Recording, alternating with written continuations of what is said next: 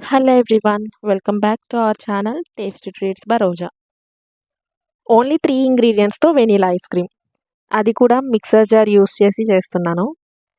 Texture చూసారా ఎంత క్రీమీగా ఉందో? టేస్ట్ కూడా తగ్గేదేలే.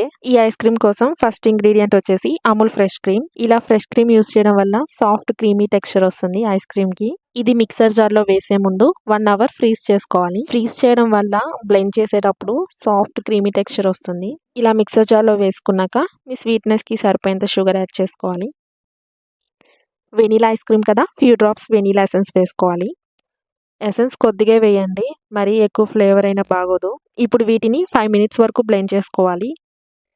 ఇలా బ్లెండ్ చేసుకున్న దాన్ని ఏదైనా ఎయిర్ టైట్ బాక్స్‌లో వేసుకొని మూత పెట్టేసి ఓవర్ నైట్ కానీ 12 అవర్స్ కానీ ఫ్రీజ్ చేసుకోవాలి.